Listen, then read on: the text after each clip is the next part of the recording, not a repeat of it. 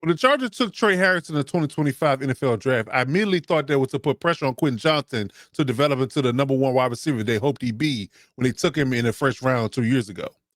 However, I think there's another wide receiver on the roster that should feel threatened by Trey Harris's arrival. Let's get into it.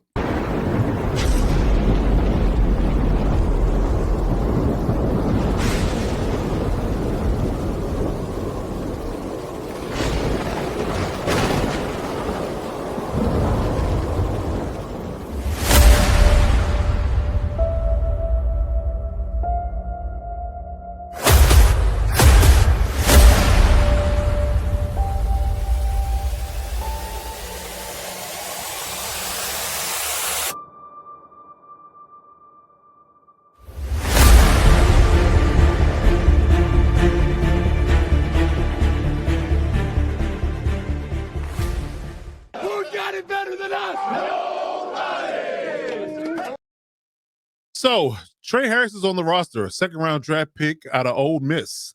And I argued when he was drafted that he was going to be the heir apparent or the replacement to Quentin Johnson if he did not pan out.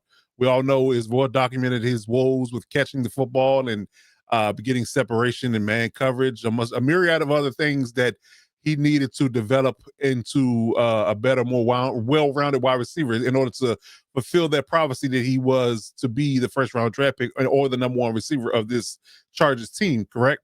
So when he was drafted, I was like, well, that looks like Quentin Johnson's on the clock. If he doesn't pan out in a glowing fashion, he might be out of here. But I might be wrong in that. Looking at Trey Harris's skill set, his abilities, and his things he does on the field, I would argue that there's another wide receiver that should feel threatened by him, and he's not on a long-term deal either. So it could be one and done, or maybe a few games and done if he's not careful. And the one wide receiver I'm talking about is Mike Williams. I think Mike Williams should feel threatened by Trey Harris's arrival and his draft status. Like I said, second-round pick. They went out and got Marion Hampton in the first round and went out and got Trey Harris in the second round. So they clearly was on the cusp of drafting offense and getting the offense right and building around Justin Herbert's talent level, right? So, Mike Williams is a holdover, former top 10 pick. I believe was number 5 when he was drafted by the Chargers many years ago. And now over 30, coming off a knee injury, had a down year last year, trying to work his way back. Most doctors would argue that typical athletes, in their 20s or early 30s, when they come back from a serious knee injuries, it takes 2 years to really feel like yourself. So this will be the year. But the question is, with a younger, hungry, I would argue it's more talented version of himself already in the building, breathing down his neck. What does that mean? What does that mean for him exactly in his playing time, in all honesty? Because Mike Williams has his issues. I mean, we all are, as fan bases, I guess you can say holistically, I'm not going to speak for everybody, but holistically, we're okay with Mike. I mean, I have my critiques in regards to his skill set. I think he does certain things well, and I think he does certain other things not so well.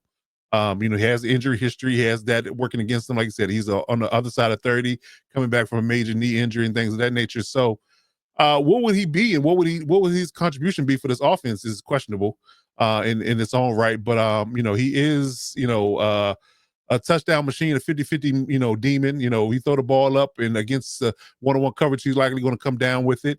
He spoiled some fortunes for a few teams in the division. So, he has a glowing history, and bringing him back, in which he told the organization he never wanted to leave in the beginning. His contract was kind of hampering the organization, so they had to cut bait. But they brought him back, $10 million deal, I think, 1 year.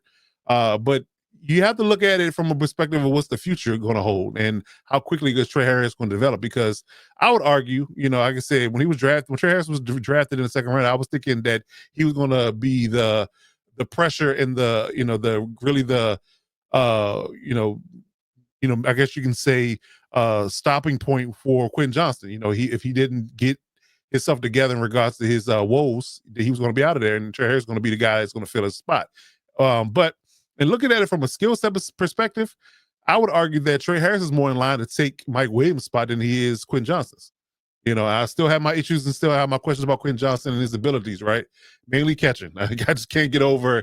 I literally watched the montage on social media yesterday, and he angered me all over again about the concentration drops that he's had. I mean, stuff that's been right in his hands and wide open in certain cases.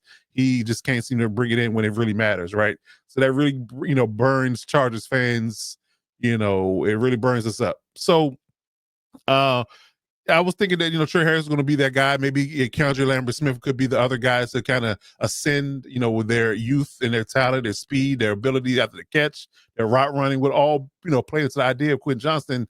Days might be numbered, right? But I think that Mike Williams is more of a guy that's going to be on the outside looking in if he does not develop to perform, I guess you can say, early on in the season. So we have our issues with Mike Williams, and he has things working against him, age and ability and things of that nature. Like I said, his injury history is questionable. He's been hurt a lot with the organization and others.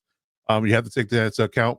And I will argue that Trey has the same skill set, and he's younger, and he's actually better after the catch. So I would say that if Trey can get the offense down and he can honestly and truly pick things up pretty quickly and build some, I guess you can say, rapport with Justin Herbert, I would argue that I would be more comfortable with rolling Trey out as the X receiver versus Mike. Try to figure out if Quentin Johnston can stick and put Lad McConkey in the slot. You also got Rondé and Tyler Conklin looking like, at least in the offseason workouts, they're looking like really, really dominant and really promising receivers in their own right. So you got two good tight ends potentially, two good receivers, and the third that's in Quentin Johnston that's a quote unquote we'll have to see.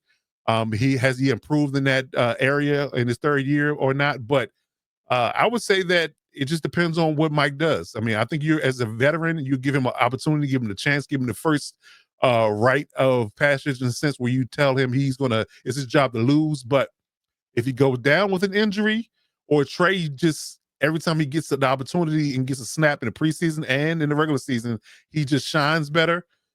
It's hard to argue that he will not be the guy, in all honesty, because if you look at it from a stature standpoint, Mike is taller, but Trey is a little bit more athletic. Like I said, he's younger. They're both really good contested catchers.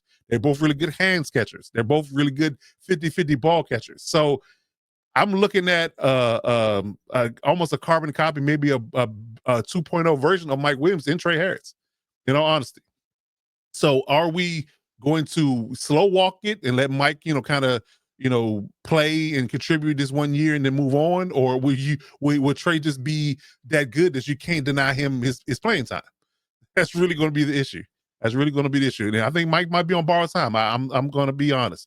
Can he bounce back? Because like I said, he had a down year last year. He was with the Jets for a minute in that trepid situation and with Aaron Rodgers, and then he went to the Steelers, didn't really do much. So can he get back to form like he was with the Chargers 3 years ago? That is the question. And again, you always got to worry about the injury bug. And if the injury bug bites him, this is a hot take, but if the injury bug bites Mike Williams at any point in this season, and Trey Harris gets on the field in any stretch and gets some really good reps on the offense with the first team offense, I think Mike Williams' days might be numbered, ladies and gentlemen. I'm sorry. Again, the injury woes that he has that Trey typically does not. He's younger. Again, you have him on a 4-year deal as a second round pick versus Mike being on a 1-year deal. When it's a tie, you go with the young guy. That's always my rule. When there's a tie, you go with the young guy. Especially with the fact that you invest in him, you can develop him, you can get more out of him long term than you can Mike Williams. I mean, Mike Williams has way more football behind him than he does in front of him. Let's just be honest. So if Trey Harris develops into the guy that we think he might be, I think he might take Mike Williams' spot. And then we just have to question who's going to be the other receiver. Ladd is going to be the primary guy in the slot. If Trey's going to be the X, who's going to be the Y? That's going to be the question. Is it Quentin Johnston? Is it Keandre Lambert Smith? Well, I doubt, honestly, because they do the same thing in a lot of spaces, but I think Trey's a better route runner. They do a lot of the same things. I would argue that they both are going to look at Trey and Mike at X, that boundary, contested catch one-on-one type of, red zone and first down threat.